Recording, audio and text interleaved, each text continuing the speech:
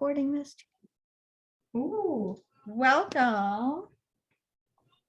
Okay, give some people a little chance to come in. Welcome. Thank you so much. So are you in Maryland at the moment? Yeah, I'm at my home. I'm in my home office. Oh, wow. I thought you were like in a bookstore. Oh, no. It's this is my neat office. My office, my publishing office at the cemetery dance offices down the street are a mess. People have seen that and they just kind of shake their head, surrounded by manuscripts and piles of books and arcs. But this one at home is kind of neat. It's I've got like, I don't know if you can see, I've got like spinner racks and. Oh, that's so cool. Yeah, it's kind of like a library slash. Yeah. Yeah, there's yeah. Well, okay, we can get started. Welcome everybody. This is one of our virtual BYOBs from Syosset Public Library. This event is going to be recorded and co-streamed on our Facebook Live. So as people come in, if you know someone who missed it and they want to see it, They could watch it later. They can watch it later for sure. So just a few housekeeping rules before we get going. This is a fun, friendly event. It is also in webinar mode. You may see a chat and a Q&A function on the bottom. We do ask that if you have questions or comments, which we encourage, that you engage Richard through the chat or the comment box, and Stacy and myself will address them to him.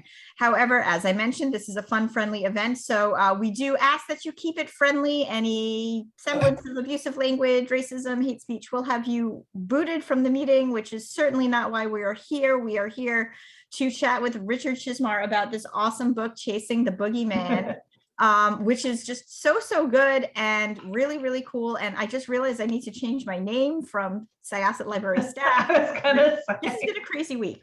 So without any further ado, I am going to allow our guest to introduce himself, tell us about his book and where this all came from. First of all, thanks for having me. I appreciate it. You know, my name is Richard Chizmar. Started Cemetery Dance way back in 1988 as a magazine, and then we kind of spread out to books and have still been, still ticking now, 30 plus years later. This latest book of mine, Chasing the Boogeyman, I always knew I wanted to write a full-length novel set in my hometown of Edgewood, Maryland. It's a blue-collar working class town. And it's always, to me, it's always been ripe to tell a scary story. I grew up telling scary stories to my friends there and my family. I was always that weird kid trying to scare everyone around me. But I always thought it was going to be a big fat horror novel, filled with like monsters or supernatural presences, kind of like Stephen King's It or Dan Simmons' Summer at Night. But instead, I ended up writing this crime novel. Well, it's kind of a crime thriller horror novel called Chasing the Boogeyman. And the story originated back in 87 and 88. There was a series of home invasions in Edgewood where an unknown assailant, he would sneak into these houses at night, often through unlocked windows or doors, and he would creep up on sleeping women. And he would caress their hair or their arms or their legs. And once they woke up, he would just disappear into the night. And he did this more than 30 times and was never caught. And I just remember he was eventually arrested in Baltimore City, like 7-8 years later for an unrelated crime. And he admitted to these crimes and the evidence matched up. So they knew they had the right guy, but he kind of paralyzed our town, kind of like a horror movie, like Scream or The Town That Dreaded Sundown. People started locking their doors and windows, obviously, but they also started buying security systems. And this was in the, kind of the early stages of that technology. I remember people bought floodlights. for outside of their houses, extra deadbolts. And there were rumors all around the town that people were buying extra guns, and some people were setting traps outside their houses for this guy. And so when it came time for me to write my Edgewood book, it's that's really all I could think about. And that was the catalyst. And I just, naturally as a writer of dark fiction, I immediately imagined, what could be worse, because I do remember back in the 80s, waiting for the situation to escalate, waiting for him to, for it to be a violent attack or even worse, a murder. Fortunately, it never happened. But, what if it happened? Chasing the Boogeyman was kind of my answer to that question. So we actually have a question in the chat. Do you want to talk more about the book before we start taking questions? No, I mean, I figure probably learn everything about the book through answering the questions. And if not, that's how we normally do it. So I'm very happy to hear that. So a question from Jonathan. Hi, Rich. In Chasing the Boogeyman, you mentioned the Myers house. Was this a place from your childhood? Yes. Yes, that's, one of the most often asked questions about the book is how much of it is true and how much, did I make up? How much of it is fiction? And here's the thing, just to rewind a tiny bit.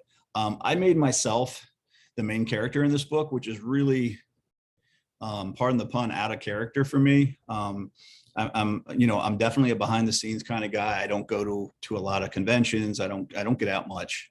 People make fun of me for kind of being a recluse. So to kind of put myself in the spotlight was an unusual move, to say the least. Surprised myself, surprised my agent. And for a while, we weren't sure it was the right move until, we started getting feedback that everyone at the agency and at the publishing house really loved it. But the reason I did that is because within, a handful of pages, I kind of knew that this was going to be so much of my true story. It was going to be almost part memoir of my growing up in Edgewood. So that's where that comes in. Most books, it's just, you make up most of it. You sprinkle some of yourself in there, but usually not too much. In this case, everything that I talk about in the book, from my childhood, the geography of the town, the layout of the streets, the creeks, the rivers, the woods, the cemeteries, it's all true. So yeah, the Myers house was probably a quarter of a mile from the house where I grew up. And we knew the shortcuts. We played football in the backyard during the day. But at night, it was this terrifying presence, almost like the Marston house in Salem's Lot. So yeah, the Myers house is still there. I drove by it the other day, and now it's blocked by a bunch of trees. But before, you could see it from Edgewood Road. And it's just, if you see the picture of it in the book, it's got these gabled, these gables and these pointed, I can't remember the architectural term for that, but yeah, it's a scary place. You'll feel it. If you walk up that gravel driveway like we used to as kids, you'll get a shiver for sure. One of the things that I thought was really interesting about that was, I feel like almost every town or neighborhood has a Myers house somewhere nearby. We have another question, comment. Take it, Stacy. This is also from Jonathan. On October 1st, I'll tweet you the 25th anniversary of a scary story I imagine being told while passing that house. Oh, good. Good. Yeah, that's what, like I said in the book, that gravel road that leads up to Myers' house and beyond, it was a shortcut from the shopping center, and also a shortcut from that side of Edgewood Meadows. Edgewood Meadows is bisected by Edgewood Road. So anytime we were out there playing late, or we went to the pool hall to play, video games, or to buy baseball cards at the shopping center or the library, or we were coming home from the schools over there, we would take that shortcut. And at night, I would always tell my friends scary stories. I would always try to scare them as we were walking up the driveway. And I talk about this in the book also, how I would try to time it so that when we got fairly close to the house, I would get to, kind of the punchline of the story, and I would look over my shoulder and scream like I saw something horrible, and then take off running. And it never failed. Even though they knew it was coming, it still terrified everyone, including myself. And off we went. And then, a couple days later, we repeated it. So go ahead, Stacy. No, I was going to say that's amazing that you did that, because on a similar note, I used to love scaring my friends by doing fake seances in my house and pretending I could talk to the dead. And we were always scared to do that. That was too taboo for us, was to get the Ouija. Like my older sisters had a Ouija board, and I remember every once in a while we fool around with it in daylight, but never at night. That was like too scary for us. Yeah. Oh no, I won't. We would just be like circle holding hands, doing that in my basement, because Ouija boards terrify me, and I will thank numerous movies about that, but The Exorcist stands out as one, and I don't remember it, but I remember seeing it on like a Lifetime channel with a haunted Ouija board, and I was like, never again. Yeah.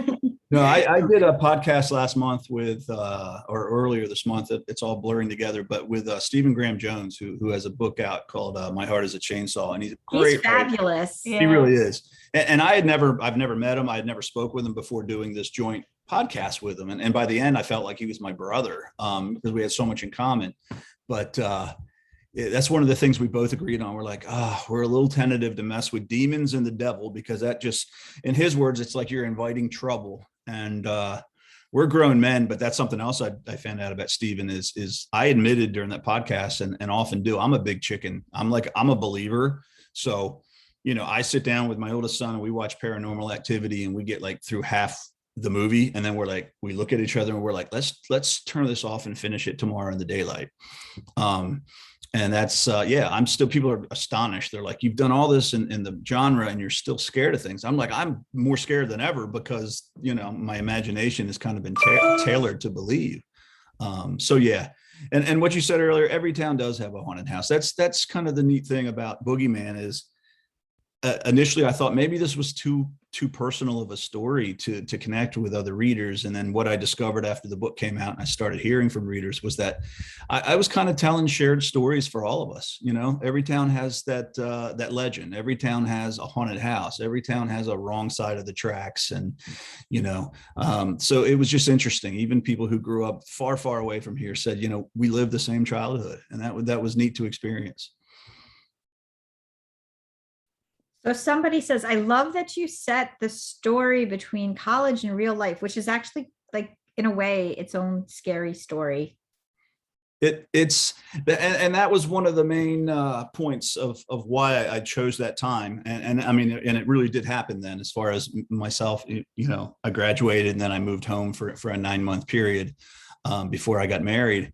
It was just such an interesting dynamic that time, and you're exactly right, because you're kind of standing there on the bridge of adulthood, but everything's kind of in a waiting period too. And when you spend that waiting period under in the house that you grew up in, and in the bedroom that you grew up in, it's just a very strange time. And it was a very fertile time for my imagination, and kind of it was a natural time period for me to be thinking as much about the past as I was about the future. And I that's what I like about setting Boogeyman there. You're almost like supposed to have all the answers at that point. You've graduated, you're a grown up now. I'm about to get married, but you kind of find out through experience, you don't know nearly as much as you think you do. Yeah, definitely. And it still continues, I'd say, even as an adult, being married and having kids. Oh, yeah. Yeah, which is why, and this is just a quick aside, which is why I feel like there have been so many really great horror books set in that postpartum period recently. Talk about like crazy uncertainty, and then like just everything that goes on. We do have a really good question though. Yeah, from Anna. Anna asks, how did you collect the documentary photos? Are they real people from your town? Some of them are the girls, the victims, and they're all daughters of friends, who, I kind of asked them if they'd be willing to do this, and they were all, eager to do it.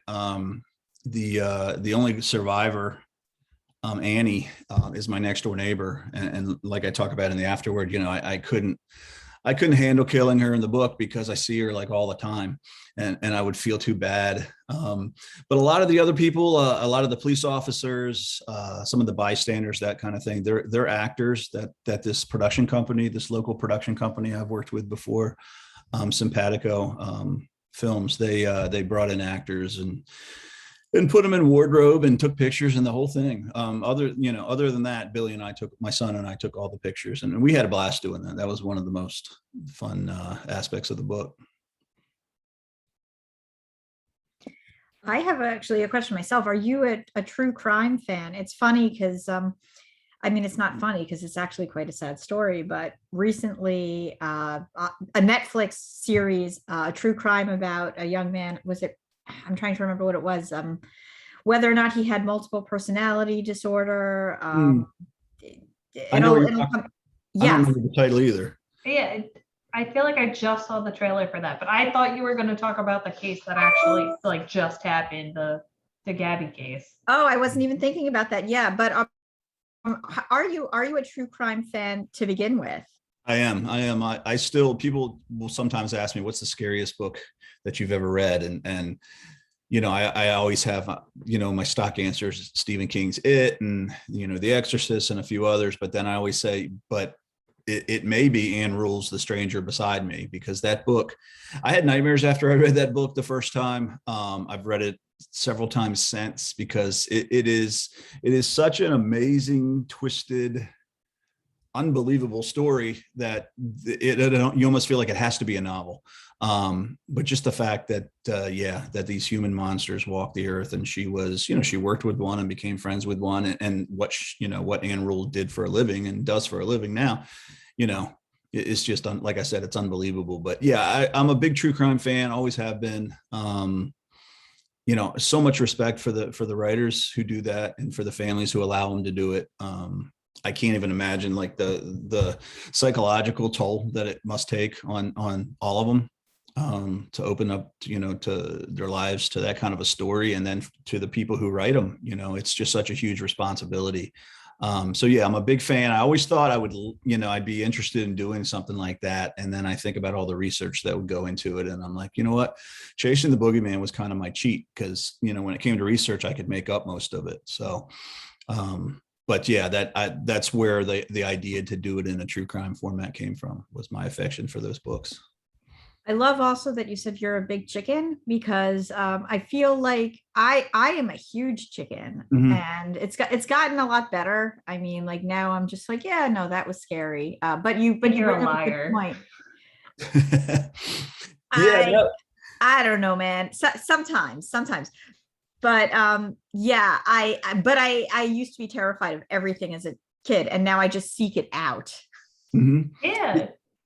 Yeah, no, I'm a believer. That's the thing. And I think that comes across in the book, with my like early fascination with like UFOs and Bigfoot and the haunted house of the Myers house and the Rubber Band Man legend and all that.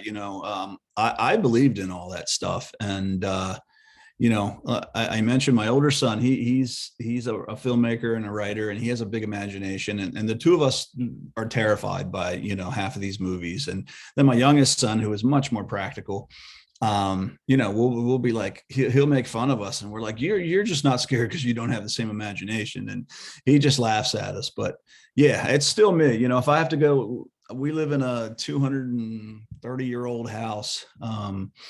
And if I have to go downstairs, because I forgot something and it's dark, it's always an adventure. So I'm not embarrassed to admit it. I sympathize on that, because I was the kid freaking out. Like, thank you, R.L. Stein.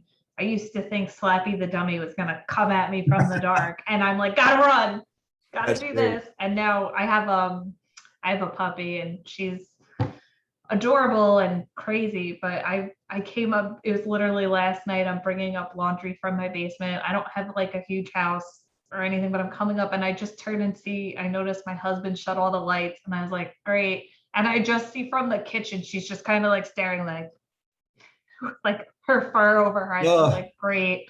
I was like, as if I need her to like bark at something. That's actually better than if she had like brushed up against your ankle or something. And True. yeah. True. No, I'm with you. I think it's part, I think that's partly why I'm still so, kind of enchanted and in love with the genre and the movies and the books and the short stories is like I said, I don't have to have to stretch for that believability factor. I'm already, I'm a prime target already. Jonathan says, I never read true crime. I read your book because I read everything Stephen King recommends. What a Oh, great friend to have. God bless you, Steve.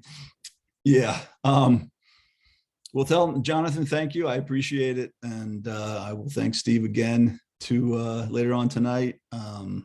Yeah, Steve's a great guy and been a great friend to me and done a lot of work together. And he was, the fact that he was very complimentary of the book meant a lot to me. And he texted me at some point and he said he was down in Florida and he said, I just finished reading the interview with the killer at the end and it's just me and the dogs in the house. And, I was creeped out as hell and blah, blah, blah. And so I knew I'd done my job when I got that text.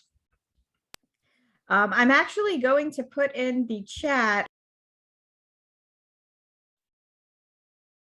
You muted yourself, Jessica. I just realized that. I'm putting in the chat a link to the Dolphin Bookshop in Port Washington, which is a local bookshop that we're partnering with for this. If you are interested at all in purchasing a copy of Chasing the Boogeyman that has a signed book plate by Rich, you can give them a call and they will send it to you. Just make sure that you mentioned that you attended this event, but it is not a requirement, but certainly as it's a great book and having a signed copy of anything is always wonderful.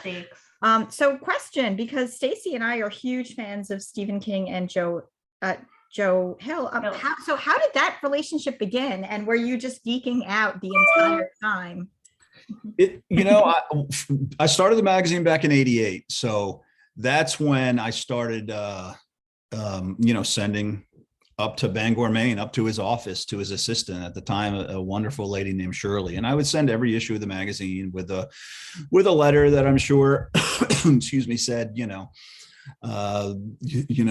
the first book I ever read from Stephen King was Salem's Lot. And, I was only a teenager and I fell in love with the genre and writing, and he made me want to become a writer and an editor, blah, blah, blah. And like I said, I sent up every issue. And, in 1991, 3 years later, he sent me a story called Chattery Teeth to publish in the magazine. So that was kind of the first direct contact. Before that, he had sent through Shirley a promotional blurb that I could use, which was amazing. Again, just to know that he was aware of the magazine's presence in the world was a neat day for me. But then to get the chance to publish an original story, I remember when I received the manuscript and I finally, it sat in my slush pile for 6 weeks because it didn't say Stephen King on the envelope. It said Chuck Varell, his editor and his agent. And I got a postcard from Chuck Varell that said, I sent you a story from Stephen King, my client Stephen King, about 6 weeks ago, and I'm wondering if it's in your slush pile. And I almost fainted. Went and pulled it out and read it and loved it. And I remember thinking to myself, I'm probably one of a half a dozen people in the world who have read this story at this point. So that was the beginning. And then throughout the next decade, I was fortunate enough to publish a few more stories. And then around 2001, his assistant, who was a really sweet lady named Marcia, who I became good friends with, she sent me the manuscript from a Buick 8, and she said, Steve wants to know if you want to publish a limited edition. So that started the book business. And then, over the course of the next 5 years or so, we did a lot more business. And eventually a business turned into a friendship. We have a lot in common. Not only the genre, but we're both big baseball fans. We're both family guys. We love our dogs and we love to talk about movies and all that. So that's, we started trading a lot of emails and texts and, kind of went from there. And then at some point, we were texting about collaborations, and that's how Gwendy's Button Box came about. And so, yeah, was I fanboying? Absolutely. At some point that mostly stopped because he's such a normal, gracious guy. But it definitely kicked in again when he asked me to finish Wendy's Button Box, that was still very surreal. And I still spent a lot of days going, how the hell did I get here? And still do, still do. I every once in a while walk by and I'll see it and I'm like, I have no idea how that happened. And I have no idea how I was able to write and work with him, but, actually able to do it, because that's all still a blur too. But it's been wonderful. It's been more than a dream come true. Great to hear. Yeah, I see. It says us audiobook listeners miss out on the signed book plate. I mean, if you have friends who might want a gift, Great gift. It's a great gift. Yeah, and some of the audio people have sent me, like I said, to get the signed book plate, you just have to email, proof of purchase. So I know I'm not sending it to someone who's gonna, turn around and try to sell it or something. But I trust me, people who have done the Kindle and the audiobook have emailed, and that's fine. I'll send it to them. Some people have put it on the back of their Kindle, which I wouldn't tarnish a nice Kindle with my signature, but I did a signing Monday night and I signed 2 Kindles. I signed 2 Kindle cases. So you never know. And also the comment is the narrator excellent. I'm sorry. The narrator was excellent. Oh yeah, thank you. I got to pick him. Simon Schuster was really good and gave me several options, and they were all great. I mean, I actually had a tough time picking who to do that, and Chris just ended up being the pick of the day, and he did a fantastic job. So did they offer, or did you want to narrate yourself at all, or you didn't want to do that? No. I've never even done a reading, which one day I'll break down and I'll go ahead and do that. But no, I did not want to read. I tried to picture, the voices as myself, and kind of just, I guess the honesty in the voice and telling the story, and went from there. But yeah, no, that would have been a nightmare for me, and probably for the listeners too. Okay, we have a question from Anonymous, who asked, what has been the response from your hometown regarding the book? It's been amazing. I remember it wasn't until probably 2 months before pub time that I started kind of voicing, hey, I wonder what all the Edgewood folks are going to think about this. Before that, I thought a lot about, hopefully my friends who I mentioned, and I told them all that this was happening, but I started wondering, I wonder what they're going to think. And, my buddy, Jimmy Cavanaugh, who I made up a funny scene in the middle of the book with, but it wasn't until a little bit later that I started thinking, what were the Edgewood folks, both past and present, going to think about it? And I just remember thinking, well, I hope I did it justice. And then, some of the early reviews mentioned that it almost read as a love letter to Edgewood. And I thought, oh, good, because the place will always be my hometown. I have such fond memories of my time there. So I did want to do it justice. But I tell you that the response has been amazing on social media. So many people have said it's reminded them of their childhood there and what it was like growing up, and so many places that existed then that are gone now. And I did a signing just this past Monday in Edgewood, and it was scheduled for 2 hours. I ended up being there for over 3 hours. Signed for over 200 people. There was a line out the door into the parking lot, and that was it was amazing. I posted the next morning on the Edgewood Facebook page, and I just said 21040 had my back last night. Thank you. But it was amazing to, I had former teachers and fellow students and neighbors and just a whole bunch of people who I'd never met before, but they said they felt like they know me through the book. So yeah, Edgewood's been great. There's in the chat, did you always know who the boogeyman was? No spoilers, just curious. Not initially, not when I started the book. I tend to just, kind of fly by the seat of my pants, but when this is one of those books, and I've had it happen to me before, where the idea, once I got into the meat of the book, I got maybe a third of the way in.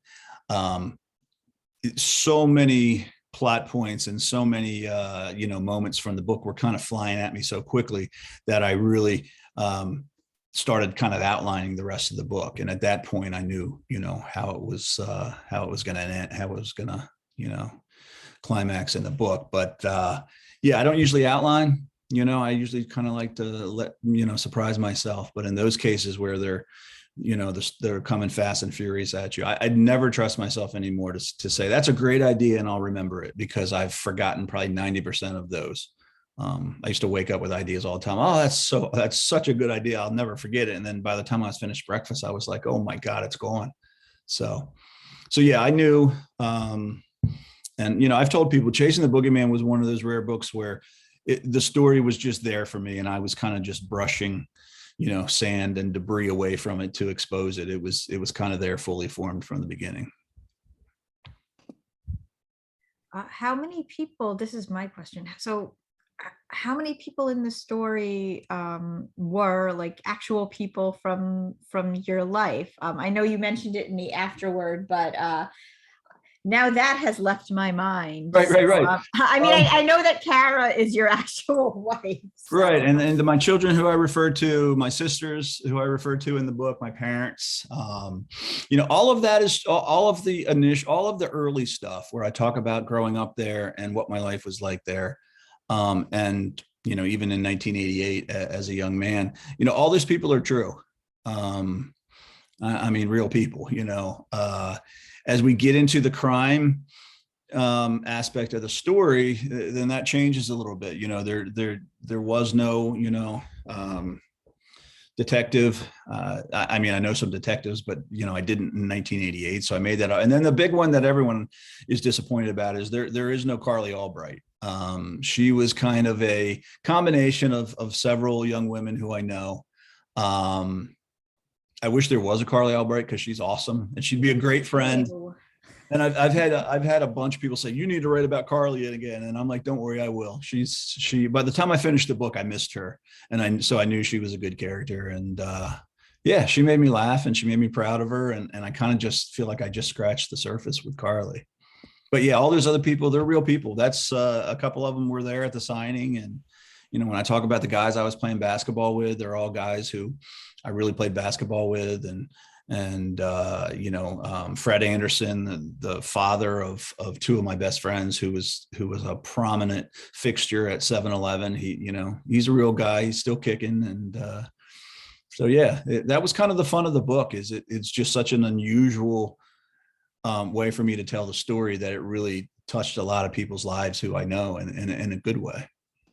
It's interesting because right after I read this story, I read another book, which I'm calling a hybrid memoir, which is completely like on the opposite side of the spectrum. And we actually just interviewed him yesterday. I read Chasing the Boogeyman. And then right after that, I read Fan Fiction by Brent Spiner from Star Trek. Oh, wow. No, and he wrote like a memoir, but it was like part memoir, but then like in noir style story, fictionalized about something happening on the set of Star Trek. And that was like, it was also really good in the way that like I would imagine, and actually, like I said, we just interviewed him. So he talks about it a little bit, that it would be cathartic to write about your childhood and like about like a memoir, like about a point in time, but also have there be fictionalized parts of it. Do you see this as like a new genre? You know what? I didn't really, but right from the beginning, my agent and Ed Schlesinger and the good folks at Simon & Schuster, they really did. They just said, this is something brand new. This is, and a lot of the writers who I sent early drafts to see if they would provide me with a blurb, they said the same thing. They were like, darn it, I wish I would have thought of this first.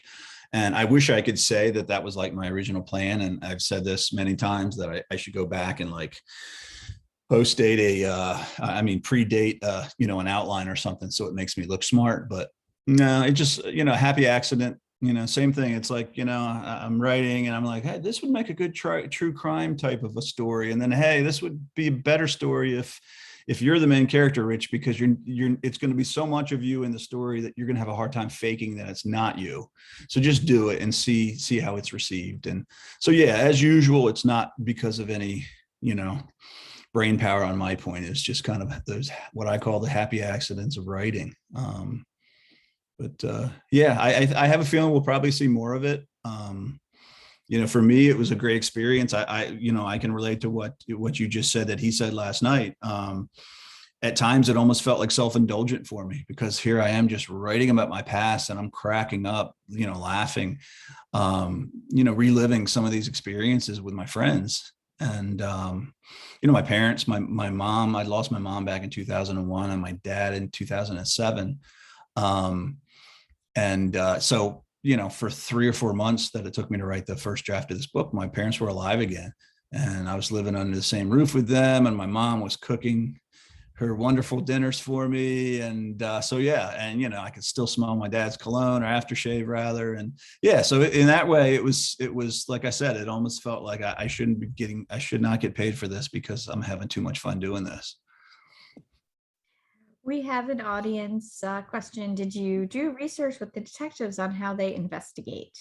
I did. Some of that, was just kind of, there from reading so many true crime books and knowing that the research was solid.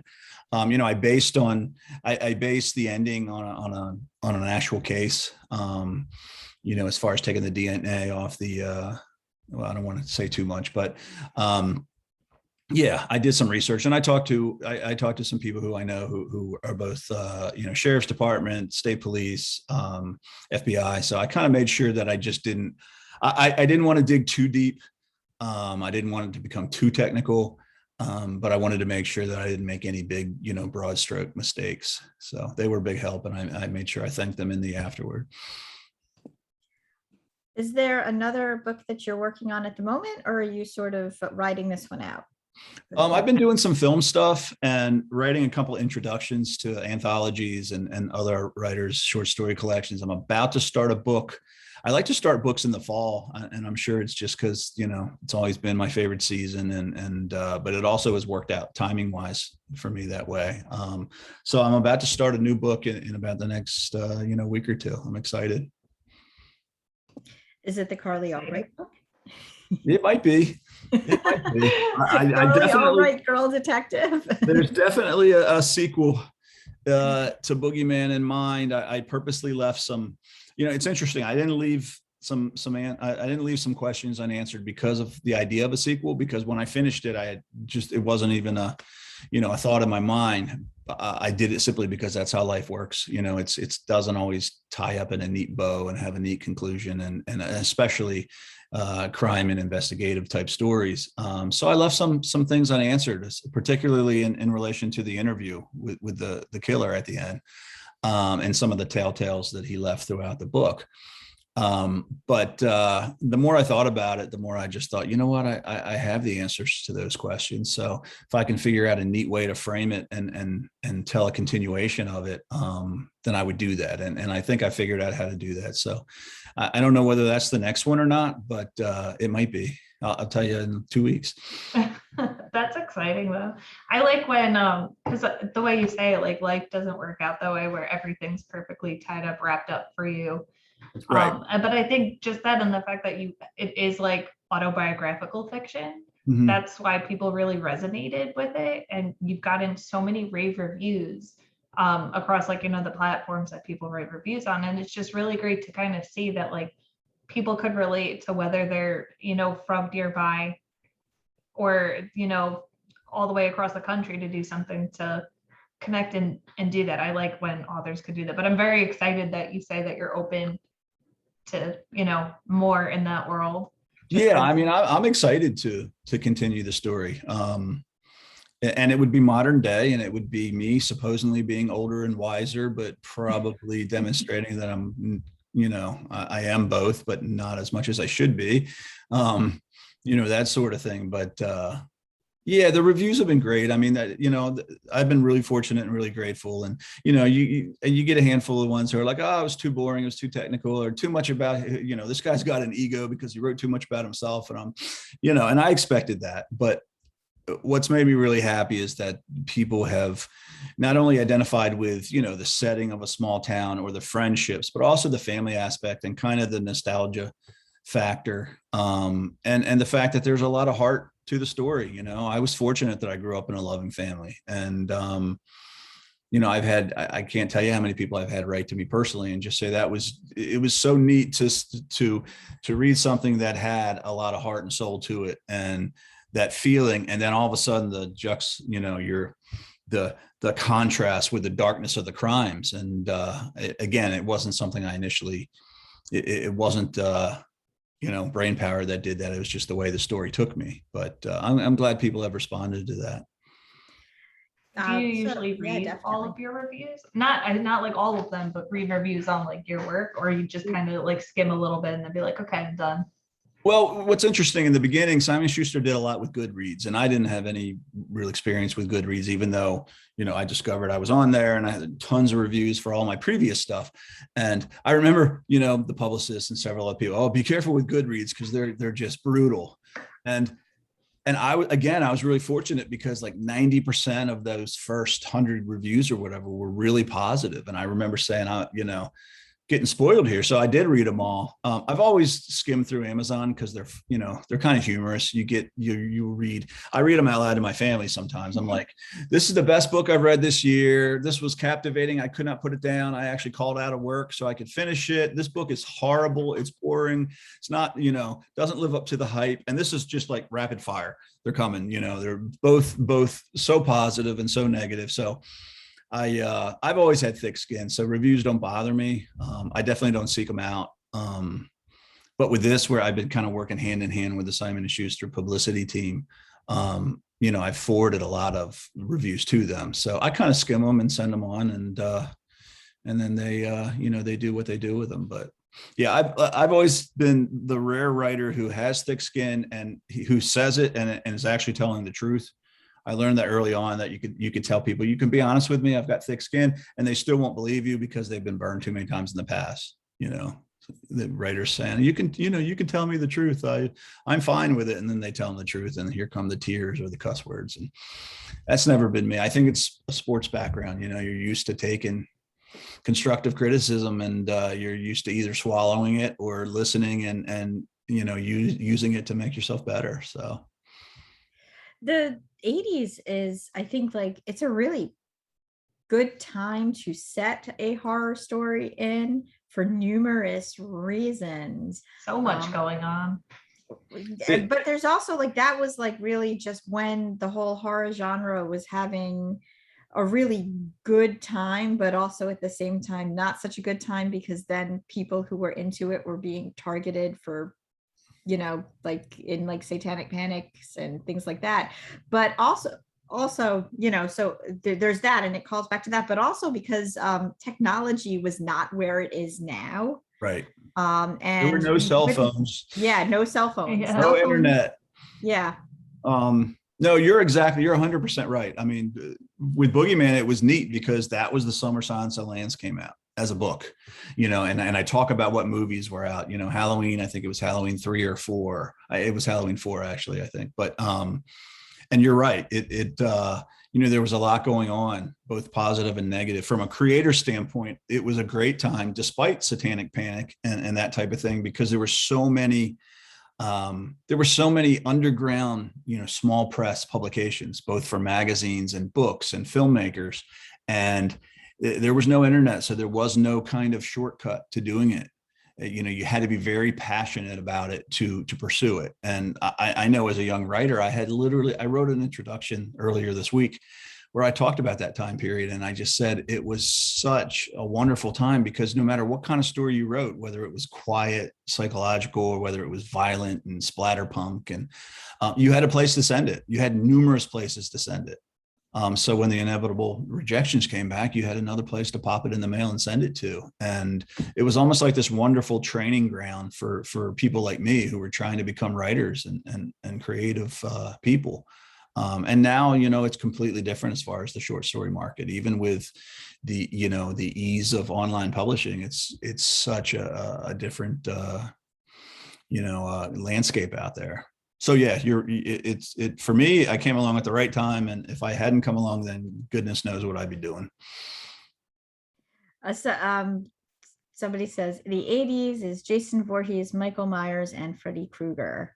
And then I added and Hellraiser and Evil Dead. My son was we were in Barnes and Noble a few weeks ago, and my son wanted me to take a picture of him in front of a bunch of those like puzzles, like wooden puzzles. And I looked at the picture and I was like, do you want Cenobites? Because this is how you get Cenobites, kids. That's great. Configuration. Great. Yeah, I'm just looking at it and I showed my husband, he's like, well, if either of them, we have twins, if either of them are going to, you know, summon a Cenobite, it's going to be him. But Yeah. it was just this really like funny moment of man. But yeah, you know, I myself got into horror, even though I was afraid of it, when I was a kid, and we used to go to a cabin in the woods up at Lake George, New York, and we used to read scary stories to tell in the dark. And that to me was like the 80s, because I was so terrified of those books. But no matter what, like even if I was hiding behind my mother's chair while someone was reading it over the campfire, I had to hear them all the time, and I had to see those pictures. So I mean, really, the 80s was a really good time for horror. Yeah. No, you're right. You know, people forget back then there was the Twilight Zone magazine that showed up on newsstands every month. And, you know, my father, my entire family were big readers. And I was the youngest of 5 kids, and I had 3 older sisters. So, you know, I was reading like Sidney Sheldon trash, like when I was 12, and I shouldn't have been, but I was just anything that was available. And I read a lot of crime and suspense stuff through my father. And I loved reading, you know, Ellery Queen magazine, but, you know, it wasn't quite scary enough. You know, so then all of a sudden, you know, I find an Alfred Hitchcock Presents anthology, and I'm like, well, okay, wait a minute, this is scary. But it had always been there, you know, back then, you know, through my older siblings, you know, watching movies like The Birds and Tarantula. And I mean, I remember fully being prepared for, you know, to have to face off with giant insects as I grew older. And like I said, I was a believer. So I was like, somewhere there's a mutant, you know, spider coming for me, and I'm going to be ready. But yeah, no, it was a great time. And for that matter, the 70s was too, at least it was in my family, just because of that, you know, Wizard of Oz, that, you know, my favorite parts, even though I was terrified, were the flying monkeys and the witch and the trees that would reach out and grab you. And I watched a lot of that hiding behind, you know, my father's easy chair, but, you know, back then, and that was big event television. When something like that came on, it only came on once or twice a year, and I never missed it. Same thing with Chitty Chitty Bang Bang and the Child Napper. I was just going to say that. I feel like, and I know I speak about this a lot, both in podcasts and just in interviews with horror creators, a lot of children's entertainment, especially in the 70s, 80s, and early 90s, were like horror adjacent. Yeah. Like, you know, I watch Goonies, and to me, I'm like, that's like, you know, got some it qualities in it. Not quite as terrifying, but, you know, in a way, the Goonies work sort of like a loser's club, and there are some truly horrifying moments in that movie. So, and then, you know, like The Never-Ending Story, that movie destroyed so many people. Yeah, no, I'm with you. And that's the thing. I always keyed on whatever was the scary part or the disturbing part of those movies. Those were always my favorites. So that's kind of, you know, people say, well, how did you figure out such an early age that, you know, your brain was different in some ways? And I'm like, oh, it was pretty apparent to me and those people around me. Even like some of the after school specials, I remember, because they were always trying to teach you the lesson of, you know, safety and so even some of those were terrifying, because again, I always keyed in on the dangerous parts as opposed to, you know, learning the lesson. Oh, definitely. Yeah. And they were always very dramatic and outlandish too. You know, I think now you look back at them and they seem overacted, but when you're a kid, you know, you really hook on to them. It felt extreme. Yeah. Even some of those movies, I know, you know, I've heard so many stories of today's audience. You know, you get teenagers or young adults and they're watching The Exorcist and they're laughing. And it's like, well, I just say, trust me, none of us were laughing back then. And that's why, Halloween, the original, is still, probably my favorite, horror movie of all time. And that's because I feel like that's, it's timeless. And if you watch it now and you laugh at any part other than the part you're supposed to laugh at, you're not a horror fan. So go watch something else. But yeah. No, that's really good to hear. It's funny because sometimes I'll kind of like look at like what like a modern new horror movie and like I'll be like, oh, maybe I'll like watch a classic. And I like just you triggered a memory when you said about watching Paranormal Activity with your son. And I remember going to see that in theaters. And it was when I was in college. So we went to go to Binghamton and there were like 6 people in the movie theater, me, my friend, and a family of 4. And I'm never going to forget this, where I'm sitting in a row next to my friend. We both loved horror movies. The parents are sitting the row in front of us. And then their 2 sons, one was like maybe middle school, the other one was high school, are sitting like way in the front. Just like midway through the movie, the dad's like, I'm just warning you, I'm going to scare my kids.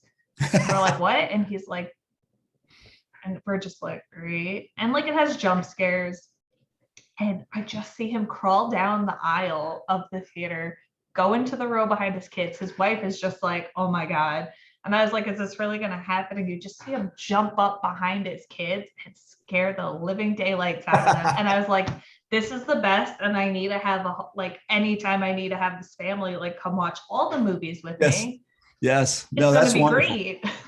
That's wonderful. And that sounds like our family, except it's usually them scaring me or scaring me and Billy. And because what I said about that was a true story. We're like, all right, we're done. We'll watch this in the morning when the sun's shining and then we can see all the, corners are empty and that nothing is to know that you're all safe.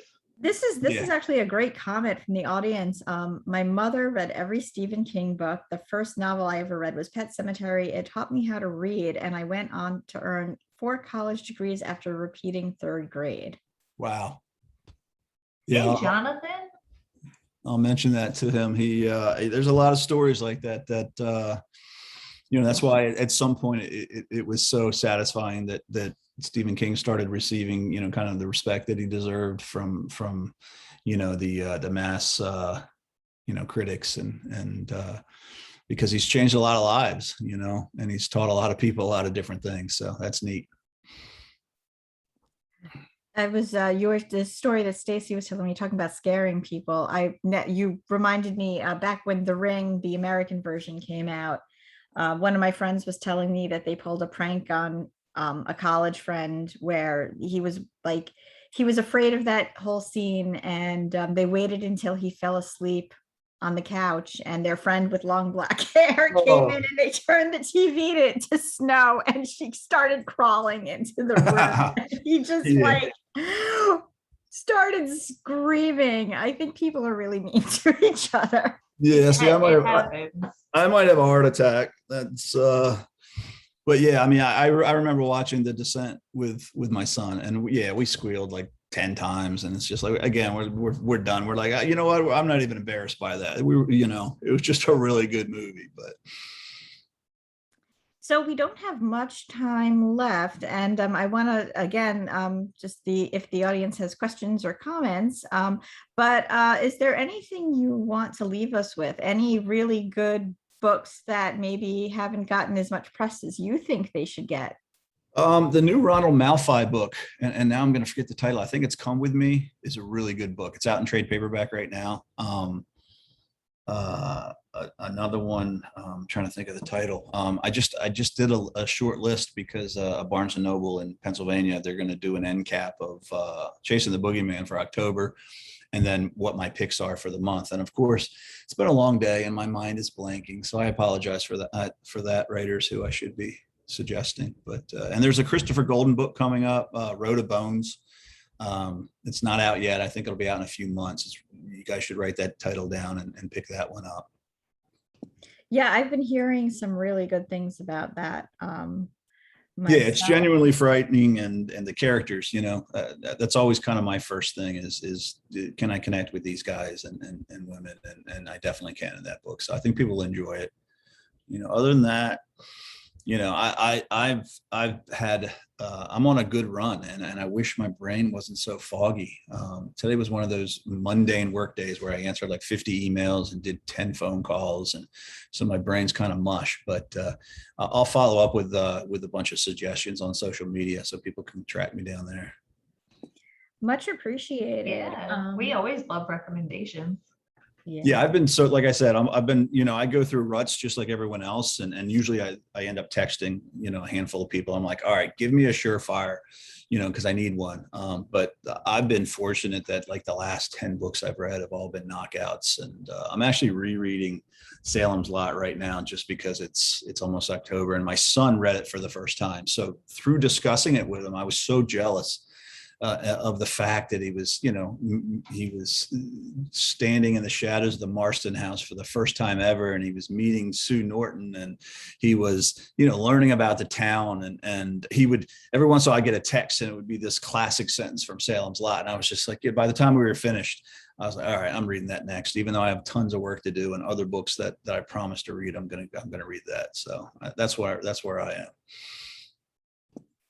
One more question. Sure. Do you read, is there like another genre that maybe you read? I was gonna ask that. Yeah. Oh, okay. Yeah, There we go. read- Are you like a low key like romance fan or something? you know what? Surprise us. I'm a read everything, including the back of the cereal box kind of guy. That's what it was like growing up in my house. My mom was big with magazines. My dad was big with the gold medal books and spy fiction, and he read a ton of history, National Geographic type, stuff too. So, and then my sisters just read everything, anything that was kind of popular at the time. So that was the environment I grew up in, and that's kind of what I, absorbed as a reader. So I read a lot of history. I like to read biographies. I read, straight mystery, suspense, whodunits, all that stuff. And then, as much good horror as I can get my hands on. I don't really read any romance. Although, like I said, I read some Sidney Sheldon and some of that smutty stuff when I was young. And remember telling my friends all about it. But yeah, so no, I'll read whatever I can get my hands on that is interesting. And heaven forbid, if I'm stuck somewhere for like a long afternoon and I'm not going to pop on my phone and get on Kindle. I'm kind of old fashioned. I'm going to go hunt down a bookstore and just pick up whatever looks interesting. Yeah, that's funny. Whenever we go, whenever we travel in my family, we always have to find the local bookstores, and we always make sure that we purchase something. Because I think, even to be honest, like even Barnes and Noble, if that's like what's around, but we do also try to find whatever the indie bookstores are in the area, because they're important.